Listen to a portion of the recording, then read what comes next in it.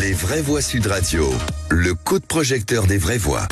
La facture d'électricité augmentera le 1er février entre 8,6 et 9,8%. C'est une décision qui est nécessaire pour sortir définitivement du quoi qu'il en coûte. C'est une hausse qui en suit d'autres et avec une évolution du prix de l'électricité en quelques années qui est absolument considérable puisqu'on est 44% en 2 ans. Ils nous avaient annoncé 10%, donc ça va être entre 8,6 et 9,8. Bon, n'empêche que ça va se rajouter. Nous avons beaucoup protégé. Il faut aussi protéger nos finances publiques parce que si demain il y a à nouveau une pandémie ou une autre crise, on sera bien content de pouvoir protéger les Français, les salariés et les entreprises. Et donc c'est la conséquence de la fin du bouclier tarifaire. Les tarifs de l'électricité vont donc augmenter quasiment à 10% le 1er février. Et comme une mauvaise nouvelle ne vient jamais seule, la hausse moyenne des prix des complémentaires santé atteindra elle aussi 10% en 2024 selon les calculs de l'EFC Que Choisir. Alors parlons vrai, est-ce que c'est le retour d'une taxe qui va quand même rapporter 6 milliards? Est-ce que c'est un impôt déguisé? La baisse des remboursements par la sécurité sociale, est-ce que ça n'explique pas la hausse des mutuelles qui doivent prendre au moins le relais, au moins en partie? Il faut trouver 12 milliards. Il y en a déjà 6 de trouvés. Est-ce que vous pensez que les impôts vont augmenter massivement? Hausse de l'électricité et des mutuelles, sommes-nous en train de payer le quoi qu'il en coûte? Eh bien, vous dites oui à 91% sur Twitter. Vous pouvez réagir au 0826 300 300. Et on va en parler avec notre invité, Sylvain Bersinger, qui est avec nous. Bonsoir, merci d'être en direct sur Sud Radio, économiste chez Asterès, qui est un cabinet de conseil dans le domaine économique, avec ce livre, Les entrepreneurs de légende français, et aux éditions Henrique Éditions. Et c'est le tome 2, parce qu'avant il y avait les femmes, des entrepreneuses, on est passé aux entrepreneurs. Philippe Bilger, cette hausse des prix, je sais que l'économie chez vous, c'est pas votre fort. Grand spécialiste du marché de l'électricité. Mais mon ignorance est abyssale. Non, sérieusement, et d'ailleurs, c'est pour cela que j'adore les débats où j'apprends des choses de la part notamment de certains invités. À partir du moment où on trouve le quoi qu'il en coûte totalement légitime, nécessaire, il était absolument important de le résorber.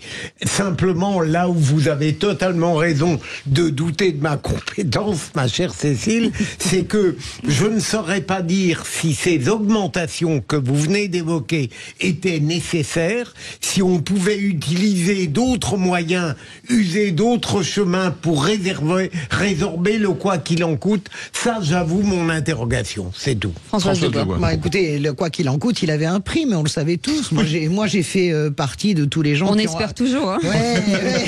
J'ai fait partie de tous les gens qui ont applaudi et majoritairement, il y avait c'était une copie parfaite qui a été rendue par Bercy à l'époque de la pandémie. Ensuite, je pense qu'il y avait d'autres moyens de redresser les finances publiques. Ça ne vous étonnera pas. Là, évidemment, on taxe vraiment l'ensemble, comment dirais-je, des Français. On taxe déjà des Français qui souvent sont dans une précarité très forte. Notamment, on n'en parle pas assez, mais la précarité énergétique. On va taxer des personnes âgées qui sont celles qui utilisent le plus les mutuelles. Alors ça va pour les gens qui ont des pensions 1500, 1600, 2000 euros. Mais pour les gens, vous avez vu que les franchises donc augmentent également. Donc je trouve que le signal est détestable. On aurait pu décider de taxer autre chose. On va faire les fonds de tiroir également en durcissant encore les règles de l'assurance chômage. On prend de l'argent partout.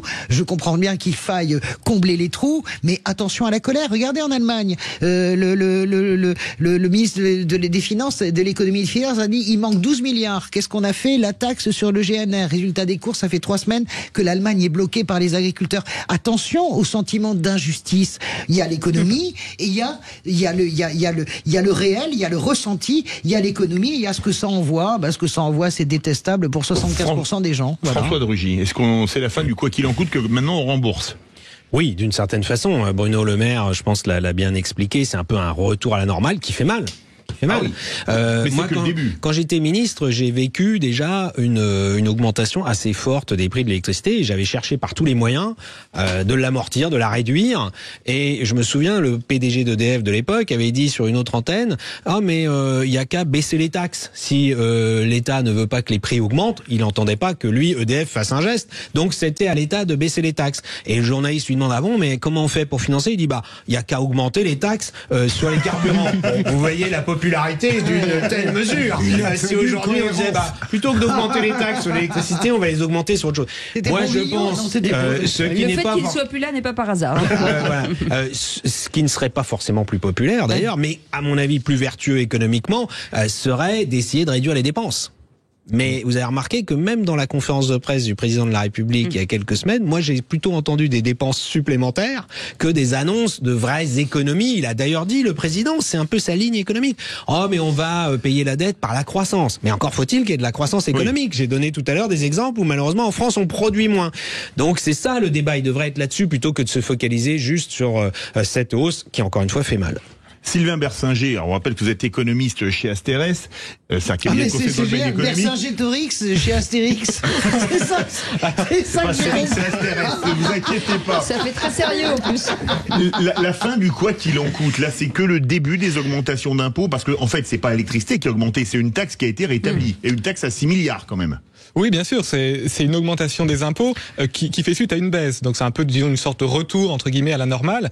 Après, la fin du quoi qu'il en coûte, alors je pense qu'il faut peut-être préciser ce qu'on entend par quoi qu'il en coûte. Ma vision du quoi qu'il en coûte, c'est les aides très massives pendant la pandémie, qui étaient, à mon avis, totalement justifiées. Il fallait empêcher un effondrement économique.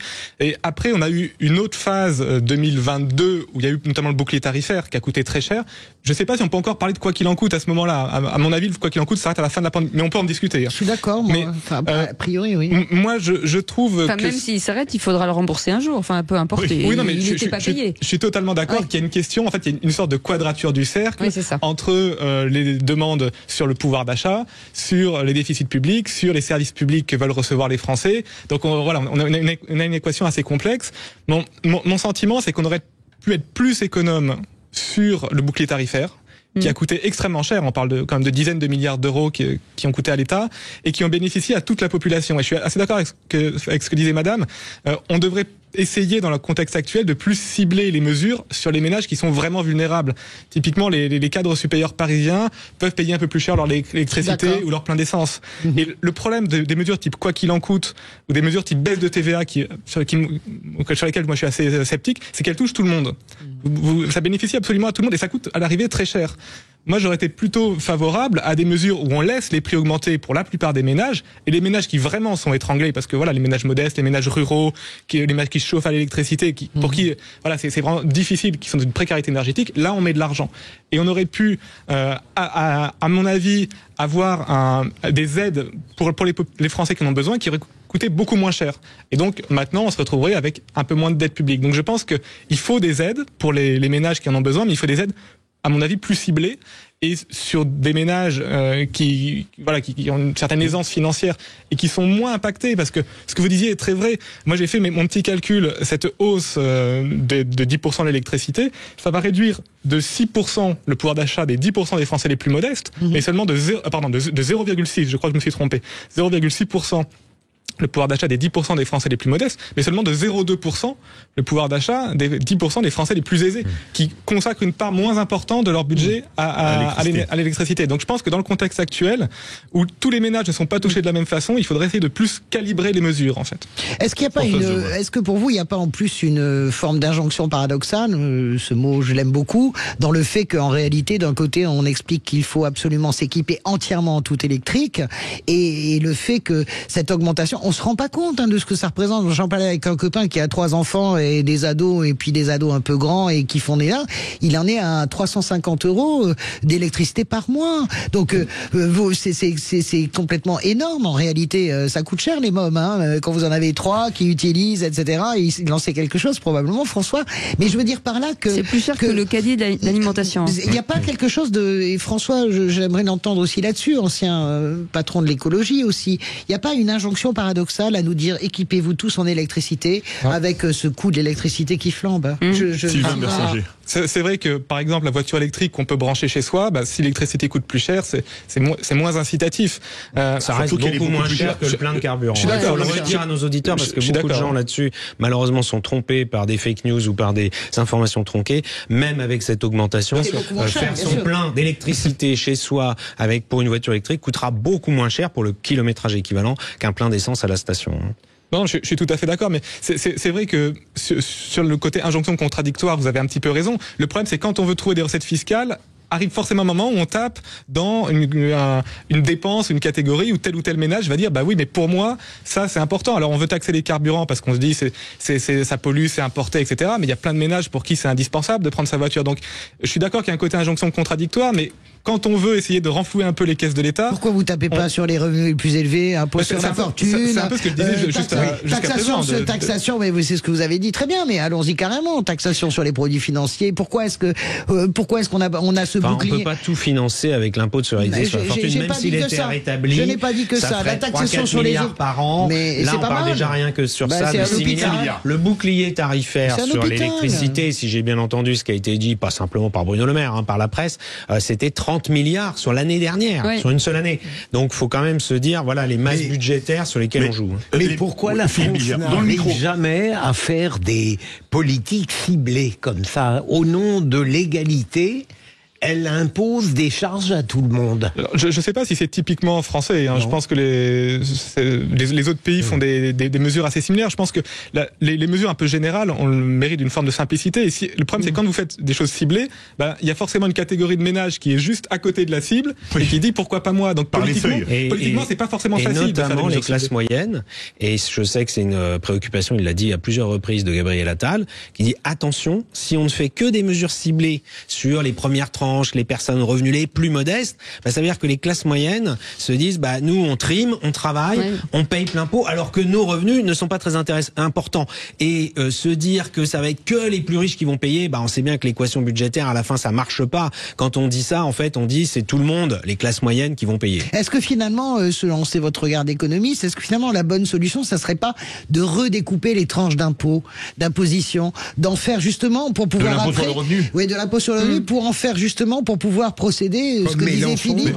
Mais la question pas qui se pose simplement, aussi, c'est une réflexion que excusez-moi, il n'y a que 43% des ménages qui payent l'impôt sur le revenu. Ça pose aussi question. Mais ça, c'est autre chose. 25% des ménages payent 75% du volume d'impôt sur le revenu collecté. Justement, on ne parle pas, c'est pas ça le sujet. Le sujet, c'est est-ce que c'est qu'ils ont déjà beaucoup augmenté les impôts. Mais c'est pas ça. Le sujet, on est tout à fait d'accord qu'on connaît très bien ce chiffre, mais ça ne peut pas être donné comme un argument par rapport à ce que je dis sur la ventilation des autres tranches. Est-ce que finalement l'augmentation des tranches, c'est une réflexion qui est pas simplement chez Mélenchon, elle est chez plein d'économistes européens. Est-ce que c'est pas ça la solution justement pour qu'il y ait moins de trous dans la raquette? Je pense qu'il y a déjà sur l'impôt sur le revenu une sorte de progressivité. Bien sûr. Donc après, si on redécoupe un petit peu, peut-être qu'on va retrouver quelques centaines de millions en plus ici ou là, mais je pense pas que ce soit en redécoupant les tranches d'impôt sur le revenu qu'on changera fondamentalement l'équation sur l'aide personnalisée. Vous pensez pas avec des gens finalement qui rentreraient dans le cadre d'aide alors qu'avant ils n'y rentraient pas? C'est un sujet. Il y a déjà le chèque énergie, il faut jamais l'oublier, pour l'électricité, le gaz et le chauffage, il y a un chèque énergie qui est là justement pour les personnes aux revenus les plus modestes. Mais alors, oui. Et sur les mutuelles, parce que c'est vrai qu'on parle d'électricité mais on parle pas des mutuelles, puisque finalement aujourd'hui les remboursements, il y a pas mal les dents par exemple c'était 70%, c'est passé à 60%, ce qui fait augmenter le taux des mutuelles aujourd'hui, qui pourraient faire un effort, soyons clairs. Et là, il n'y a pas quelque chose à trouver aussi, peut-être? Alors, sur les mutuelles, leur rentabilité, si on regarde les résultats rapportés aux cotisations, a plutôt baissé ces dernières années. Donc, je ne pense pas qu'on soit dans une situation où les mutuelles feraient On avait parlé de surprofit à une époque, par exemple sur les gaziers, sur les transports maritimes. Donc, voilà, je ne pense pas qu'on soit dans une situation de surprofit. C'est vrai qu'on a une population qui vieillit, c'est vrai qu'on a des soins qui augmentent. Le coût des soins augmente parce qu'en fait, les soins, c'est beaucoup de main d'œuvre. On veut tous des infirmières mieux payées, donc ça augmente les coûts de santé. Donc, je ne pense pas qu'on soit dans une situation où les mutuelles iraient réaliser des surprofits comme on a pu le voir. Mais elles ne sont pas déficitaires, rassurez-moi. Je m'inquiète d'un seul coup là pour les mutuelles. Elles ne sont pas toujours en très bonne santé financière. Non, elles sont. En gros, le ratio résultat sur les cotisations acquises, c'est 0,6%. Donc elles ne sont pas déficitaires, mais c'est pas non plus. C'est pas mirobolant. Voilà, c'est pas mais une question, on nous disait il fallait trouver 12 milliards, certains disaient même 15. Là, on en a trouvé 6. On va trouver les 6 ou 9 autres comment? Chez vous, Philippe David. Sous son matelas, ça c'est assez bien vu, je pense. Alors, là, ça serait plutôt une question pour Bruno Le Maire, mais peut-être en faisant un peu plus de dette publique. Alors après, c'est vrai qu'on a plusieurs injonctions. Là, on parle d'hausse d'impôts. Emmanuel Macron avait lancé dans son intervention 2 milliards de baisse pour les classes moyennes. Donc, on a un peu des milliards ici ou là. Tout ça est peut-être plus en fait la communication politique que de la macroéconomie réelle, parce que alors, ok, quelques milliards, ça paraît beaucoup pour les Français. Il faut rapporter ça au PIB français qui est d'à peu près 2500 200 milliards d'euros. Donc je pense qu'il y a de la part du gouvernement, et c'est normal, c'est leur métier de faire de la politique, voilà, c'est d'envoyer des signaux. D'un côté, on montre qu'on est sérieux sur la dette publique en augmentant un peu les taxes ici. D'un autre côté, on montre qu'on va aider les classes moyennes en annonçant 2 milliards de baisse. Donc je pense qu'il y a beaucoup de communication là-dedans aussi, autant que de politique économique. Il faudrait quand même revenir à un principe simple. Si on veut baisser les impôts, il faut baisser les dépenses. Et personne n'en parle. Pourtant, il y a quand même de la marge dans pas mal de secteurs. Voilà. Merci en tout cas d'avoir été avec nous. Merci beaucoup Sylvain Bersinger, économiste chez Asterès. Et puis ce livre, Les entrepreneurs de légende français, Henrique édition, Sylvain Bersinger. Allez-y, c'est le tome 2. Achetez le tome 1 pendant que vous êtes comme le ça. Le tome 1 était déjà très bien. Oui, c'était très bien, très bien. Ouais. Merci beaucoup François Drogy. Merci à vous. Merci beaucoup François. Merci ma chère préférée adorée Cécile. Merci beaucoup Philippe Bilger. Et dans un instant, on va vous parler emploi avec Philippe David, bien entendu. La marque Mister Minute. Vous vous souvenez, Mister Minute, vous allez faire vos clés, vos talons. Vos talons de chaussures, des trucs comme ça. En tout cas, c'est une vieille entreprise et qui recrute énormément et avec beaucoup d'expertise. On en parle dans un instant. À tout de suite.